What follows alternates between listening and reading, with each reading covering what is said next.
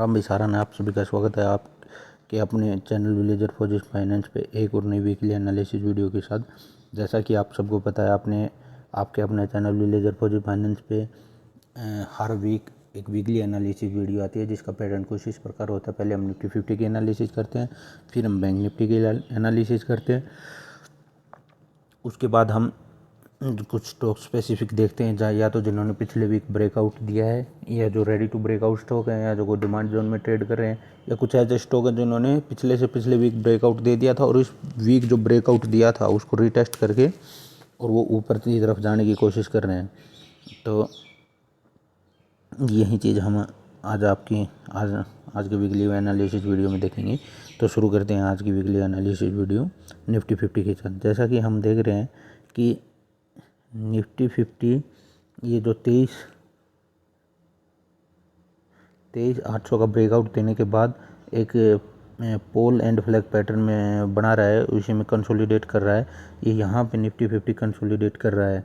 ये जो लेवल है 23,000 लगभग 23,000 जो 24,000 जो 500 24,500 इससे टूट नहीं रहा। लगभग कितने दिन हो गए इसको यहाँ कंसोलिडेट करते हुए? 1 दिन, 2 दिन, 3 दिन, 4 दिन, 5 दिन, 6 दिन, 7 दिन, 8 दिन, 8 ट्रेडिंग सेशन हो गए। ये यहीं पे एक अपनी रेंज बना है। ऊपर की इसकी रेंज है 24,468 और नीचे की इसकी रेंज है 24 लगभग 300 से 400 पॉइंट की जो रेंज है 24,000 से लेके 24,500 तक की रेंज है। इसी में कंसोलिडेट कर रहा है। अगर ये जब इसको हम बोल सकते हैं पोल एंड फ्लैग पैटर्न भी बोल सकते हैं। अगर ये इसका ब्रेकआउट देगा तो इसको फिर एक और रेजिस्टेंस यहाँ पे जो 24,800 के पास एक और रेजिस्टेंस इसको देखने को मिलेगा। अगर ये इसका ब्रेकआउट देता है तो ये volatility contraction pattern cup and handle pattern का ब्रेकआउट फॉर्मेशन टाइप बना रहा है। ये देखिए, ये इसका पहला कप हो गया।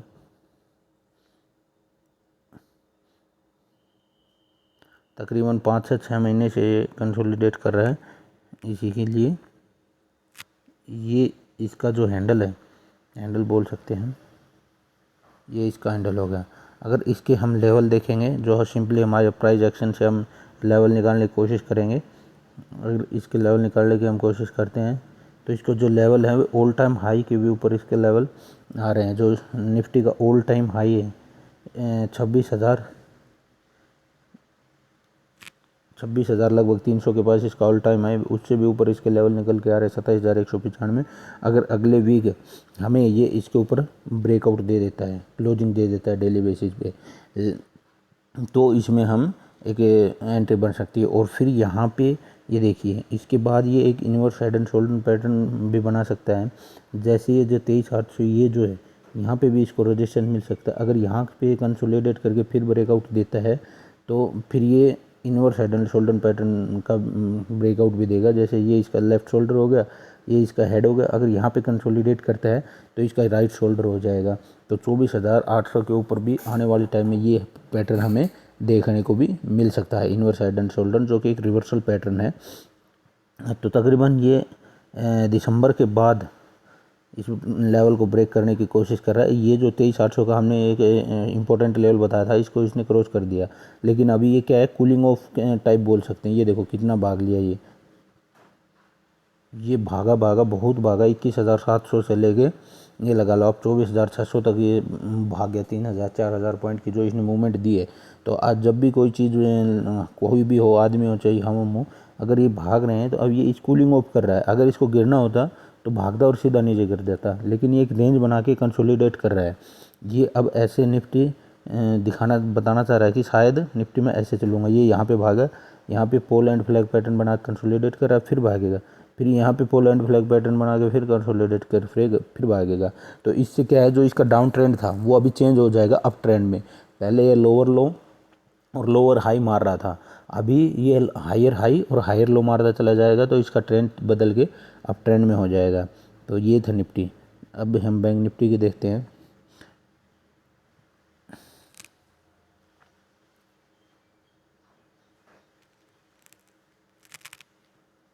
बैंक निफ्टी भी वहीं जो बैंक निफ्टी का ये देखिए, बैंक निफ्टी भी जो ऑल टाइम हाई था उसको इसने ब्रेकआउट दिया, गैप अप के साथ इसने ब्रेकआउट दिया।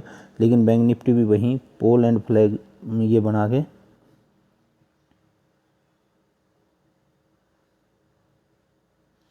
ये देखिए, ये इसका पोल हो गया, ये फ्लैग, ये डाउनवर्ड फ्लैग पैटर्न में अपना कंसोलिडेट कर रहा है। निफ्टी क्या है वो अपवर्ड फ्लैग पैटर्न में कंसोलिडेट कर रहा है।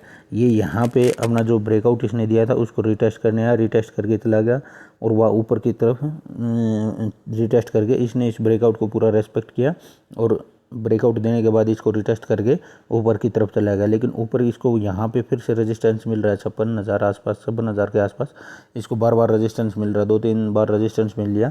ये भी लगभग 1 2 3 4 5 6 7 8 वहीं 8 नो ट्रेडिंग सेशन से उसी एक रेंज में कंसोलिडेट कर रहा है, जो इसकी रेंज है 54,570 से लेके 56,000 तक की जो इसकी रेंज है। लगभग 1,1200 पॉइंट की जो रेंज है उसी में ये कंसोलिडेट कर रहा है। ये भी ऐसे ही ब्रेकआउट देगा, जैसा कि हम शुरू से बोलते आ रहे हैं कि बैंक निफ्टी के मामले में जैसे स्ट्रॉन्ग है। यहाँ पे ये देखिए, इसने ये पोल बनाया, ये फ्लैग पैटर्न में इनसे कंसोलिडेट किया, फिर ऊपर की तरफ भाग गया। ये देखिए, यहाँ पे इसने पोल बनाया, कंसोलिडेट किया, फिर ऊपर की तरफ भागा। अब ये फिर पोल बना रहा है, यहाँ पे कंसोलिडेट कर रहा है, ये फिर भागेगा। तो अगर हमें इसमें ये देखिए, अगर हम इस ट्रेंड लाइन को खींच दें और अगर इसके ऊपर हमें क्लोजिंग दे देगा तो हमें ये थोड़ा आइडिया से हो जाएगा कि यहाँ से भागने के लिए तैयार है। लेकिन जब ये 56,091 के ऊपर डेली बेसिस पे क्लोजिंग दे देगा तो इसका बिल्कुल कन्फर्मेशन हो जाएगा कि ये यहाँ से इसने जो यहाँ पे जो कंसोलिडेशन था वो इसका पूरा हो गया और अभी ये आगे भागने के लिए तैयार है। तो ये होगा बैंक निफ्टी में बड़ी मूवमेंट के लिए हमें 56,091 के ऊपर क्लोजिंग चाहिए डेली बेसिस पे, तभी ये बैंक निफ्टी बड़ी मूवमेंट करेगा। और पुट के लिए नीचे की साइड हमें बड़ी मूवमेंट के लिए इसमें 54,400 का लेवल है, 54,400 से लेके लगभग 54,000 का जो लेवल है, इसके नीचे अगर ये डेली बेसिस पे हमें क्लोजिंग दे देता है तो हमें इसमें एक नीचे की साइड मतलब बड़ा मूवमेंट देखने को मिल सकता है, जिसके चांसेस कम है कि नीचे की साइड हमें इसमें बड़ा मूवमेंट देखने को मिले। क्योंकि जैसा कि हम कहते आ रहे हैं, लार्ज कैप अभी मार्केट का मोमेंटम जो है स्मॉल कैप मिड कैप से शिफ्ट हो गए लार्ज कैप और बड़े बड़े स्टॉक जैसे NBFC कंपनी इनकी तरफ शिफ्ट हो रहा है।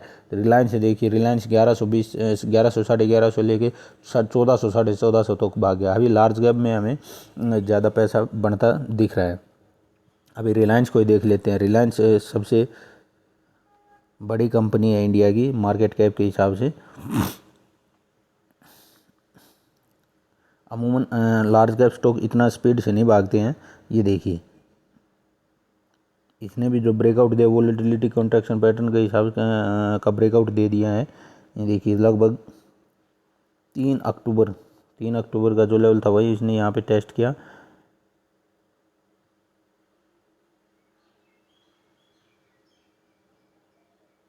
ये पे यहाँ पे इसने छोटा सा कप एंड हैंडल पैटर्न बताया। अब इसका अगर टारगेट हम निकालने की कोशिश करें तो हमारा सिंपली प्राइस रेंज के फार्मूले से हम देखेंगे, यहाँ पे ले जाके इसको प्लेस कर देंगे तो इसके जो टारगेट हैं वो ऑल टाइम हाई से भी ऊपर इसके टारगेट आ रहे हैं, 1618 से भी ऊपर। ये देखिए, पहले जो डिमांड जोन उसका फार्मूला मैं आपको बताता हूँ। ये पहले इसके लिए रेजिस्टेंस, ये पहले यहाँ पे इसके लिए रेजिस्टेंस था, जब इसने ब्रेक किया तो यहाँ पे ये यहाँ तक इसके लिए सपोर्ट जोन का काम कर रहा था, फिर इसके लिए डिमांड जोन बन गया। लेकिन जैसे ही ब्रेक किया तो यहाँ पे फिर रेजिस्टेंस लिया और अभी फिर ये यहाँ पे जब वापस आएगा तो ये इसके लिए फिर से सपोर्ट जोन का काम करेगा। तो इसने इसका डेली बेसिस पे ब्रेकआउट दे दिया है। अब हमारी एंट्री का प्लान क्या रहेगा इसमें, जब ये हमें 1450 ये जो गैप है इसके ऊपर अगर ये हमें डेली बेसिस पे 1465 के ऊपर हमें डेली बेसिस पे क्लोजिंग दे देता है तो इसमें हम एंट्री लेंगे। और ये देखिए, मैं बोलता आ रहा हूँ पिछले लगभग 1-1.5 महीने से, अभी लार्ज कैप का टाइम आ गया, कितने दिन में स्टॉक भाग गया। जो स्टॉक 7 अप्रैल को 1116 का था, जो स्टॉक 7 अप्रैल को 1116 का था वो 1422 का हो गया है।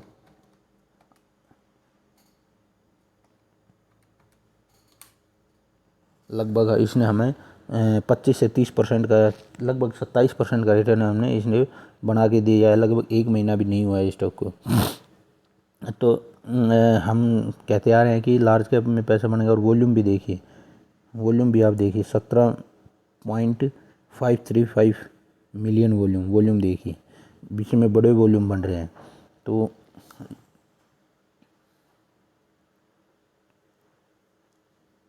एक और स्टॉक है जिसने बिल्कुल ब्रेकआउट दे दिया है। जो ये गैप डाउन था, इसको कवर करके गैप डाउन को फिल करके इसने ब्रेकआउट दिया है। जो स्टॉक है नवीन फ्लोरिन, ये देखिए, ये यहाँ पे जो इसका गैप डाउन था उसको इसने फिल किया। यहाँ पे अच्छा खासा कंसोलिडेशन के बाद इसने ब्रेकआउट दिया है। तो इसमें भी हमें आने वाले टाइम में अच्छी मूवमेंट देखने को मिल सकती है। लेकिन इस स्टॉक को जो नवीन फ्लोरिन है, इसको यहाँ पे जो इसका ऑल टाइम हाई है 4868, यहाँ पे इसको रेजिस्टेंस देखने को थोड़ा सा मिल सकता है। तो जो स्वेप ट्रेड है वो बिल्कुल इसका 4868 के बाद ही एंट्री ले, और जो या 50% एंट्री यहाँ ले ले, 50% एंट्री उसको क्रॉस होने के बाद ले सकते हैं। ये देखिए इसने कितना अच्छा वोलेटिलिटी कॉन्ट्रैक्शन पैटर्न का ब्रेकआउट दिया है, कप एंड हैंडल पैटर्न का इसने ब्रेकआउट दिया है। अब प्राइस रेंज से हम इसका फॉर्मूले से इसका टारगेट निकालने की कोशिश करेंगे, देखने की कोशिश करेंगे कि इसके टारगेट बहुत ही बड़े टारगेट हमें देखने को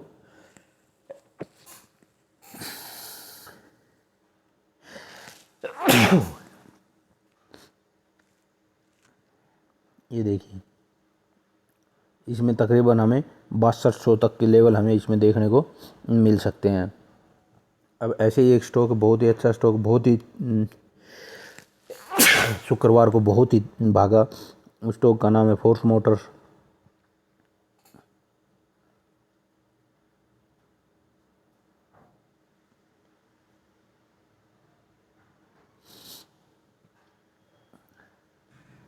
इस स्टॉक ने तकरीबन 1 साल का हमें ब्रेकआउट दे दिया है। 1 साल से ऊपर के लगभग कंसोलिडेशन का इसने हमें ब्रेकआउट दिया है, फोर्स मोटर,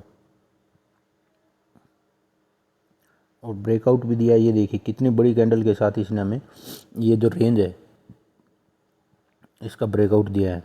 ये देखिए, वॉल्यूम देखिए, इतना बड़ा वॉल्यूम आपको और मेरे छोटे मोटे रिटेलर के बस की बात नहीं है। किसी बड़ी मछली ने इसमें एंट्री ली है, और जो बड़े जैसे फंड हाउस या किसी चीज़ में एंट्री लेते हैं, तो ये नहीं कि आज एंट्री लिया कल उसमें निकल गए, इसमें कुछ लंबा प्लान। और ये देखने फोर्स मोटर को आप देख सकते हो 14,000 तक के लेवल ये हमें मई जून तक आसानी से दिखा सकता है। ये देखिए, इसका जो ऑल टाइम हाई था वहाँ से इसने शुक्रवार को भी वहीं से इसने तकरीबन रेजिस्टेंस लिया है।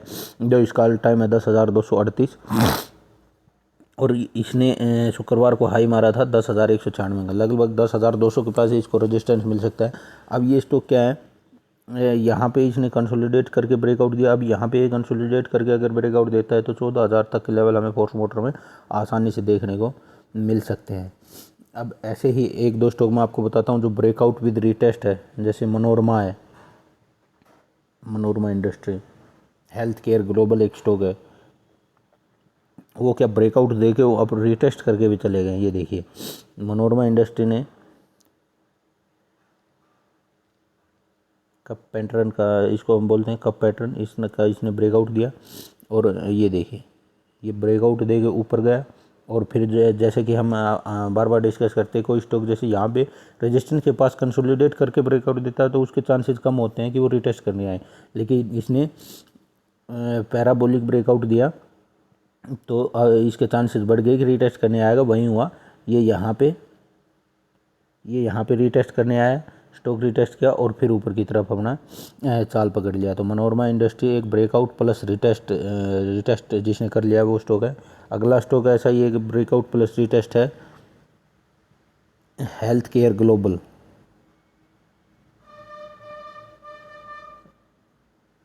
हेल्थ केयर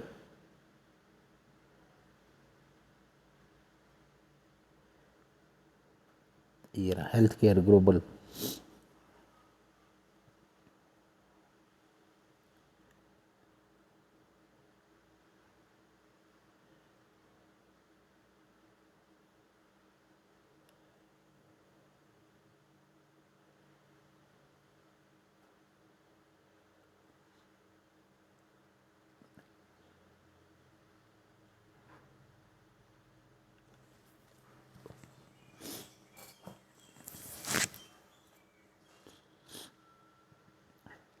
ये देखिए हेल्थ केयर ग्लोबल,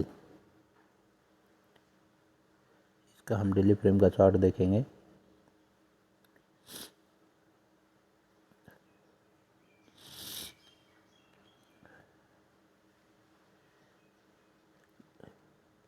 यहाँ पे स्टॉक ने लगभग यहाँ पे एक कप बनाया, यहाँ पे छोटा सा उसका हैंडल बनाया और ब्रेकआउट दिया। और जैसे ये मैं आपको दिखाना चाहूँगा, इसने ब्रेकआउट दिया। ब्रेकआउट देने के बाद ये क्या नीचे रिटेस्ट करने आया, रिटेस्ट इसने किया और अब फिर ऊपर जा रहा है। तो इसमें हम जैसे ट्रेड हमारा क्या प्लान रहेगा, ये जो इसका हाई है 581, जब ये 581 के ऊपर हमें ब्रेकआउट दे देगा तो हम इसमें एंट्री लेंगे और हमारा स्टॉप लॉस रहेगा ये 544 का, इसमें हमारा स्टॉप लॉस रहेगा। तो ये है ब्रेकआउट, जिन स्टॉक ने ब्रेकआउट दे दिया और बिल्कुल रिटेस्ट ब्रेकआउट को रिटेस्ट कर दिया। अब हम ऐसे स्टॉक बताएंगे जो रेडी टू ब्रेकआउट स्टॉक है, जो अगले आने वाले हफ्ते में, जैसे फोर्स मोटर का हमने पिछली बार जिक्र किया था रेडी टू ब्रेकआउट स्टॉक में, उसने देखो कितना अच्छा पिछली वीकली एनालिसिस वीडियो में, तो उसने कितना अच्छा हमें ब्रेकआउट दिया। अभी ये स्टॉक है गोडफ्राई फिलिप लिमिटेड, ये स्टॉक इसने ऑलरेडी ब्रेकआउट तो हमें दे दिया है। इसकी हाईएस्ट एवर डेली बेसिस पे हमें हाईएस्ट एवर क्लोजिंग मिल की है, लेकिन जो इसका ऑल टाइम हाई है 24,000 जो 92 है, उसको इसने अभी ब्रेक नहीं किया है। तो ये जब ये ब्रेक करेगा तो इसमें और अच्छी मूवमेंट हमें देखने को मिल सकती है। और सबसे अच्छी बात क्या है, इसमें मेरे को सबसे अच्छी बात क्या कर लग रही है कि रेजिस्टेंस के पास आके कंसोलिडेट कर रहा है। ये देखिए, ये रेजिस्टेंस के पास आके कंसोलिडेट कर रहा है। अगर ये ब्रेकआउट हमें देगा तो तकरीबन 7 से 8 महीने का हमें ब्रेकआउट देगा। और इसमें जो लेवल है, हमें लेवल बहुत तगड़े का, तकरीबन 40 से 50% का रिटर्न हमें इसमें देखने को मिल सकता है। ये देखिए 13,000 तक के लेवल हमें इसमें देखने को मिल सकते हैं। तो गोडफ्राई फिलिप एक और स्टॉक है जो रेडी टू ब्रेकआउट स्टॉक है, POCL Pondi oxide and chemical limited.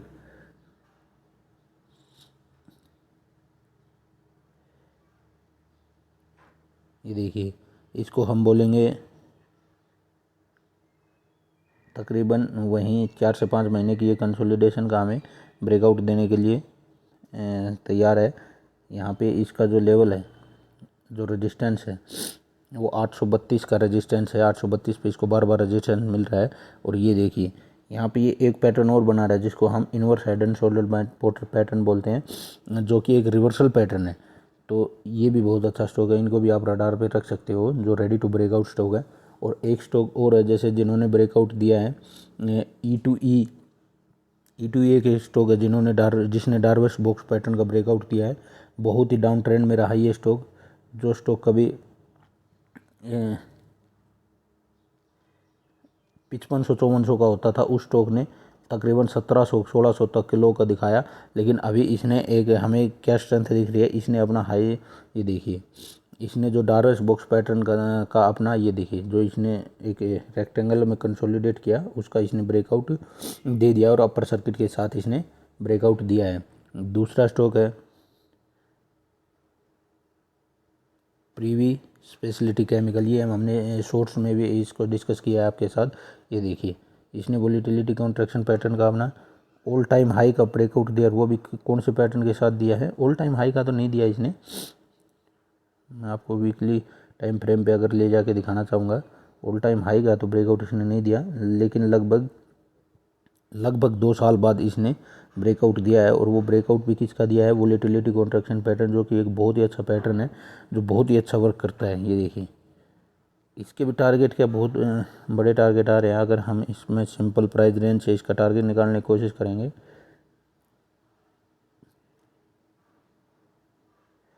तो लगभग 3200 के टारगेट हमें इसमें देखने में, इसमें भी ये देखो 2200 के पास रेजिस्टेंस हमें ये दिखा सकता है। ऐसे एक स्टॉक है पावर इंडिया, जिसने ब्रेकआउट दिया है, हिटाची एनर्जी।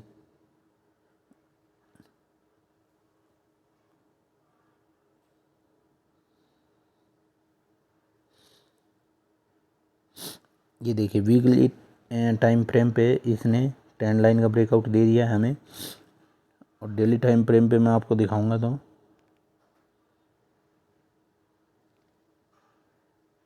ये देखिए,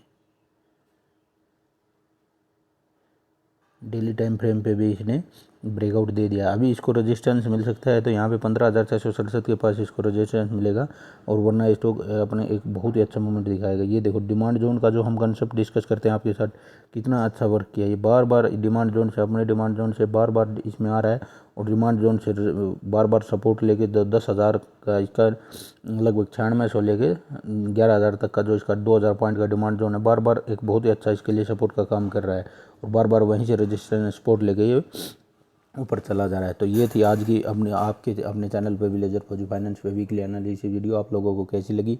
थोड़ा ऑडियो क्वालिटी में आज इशू आ सकता है, उसके लिए माफ़ी चाहूँगा। तो प्लीज़ वीडियो को लाइक कीजिए, चैनल को सब्सक्राइब कीजिए। आप लोगों को बहुत बहुत धन्यवाद। बहुत आप लोगों की दया से और आप लोगों के सपोर्ट से बहुत चैनल बहुत अच्छा ग्रो कर रहा है, लेकिन थोड़ा और मदद कीजिए। लॉन्ग वीडियो है उसको देखा कीजिए, और देखते हो तो पूरा देखना है। तो इसी के साथ सबको जय हिंद, राधे राधे, जय श्री राम।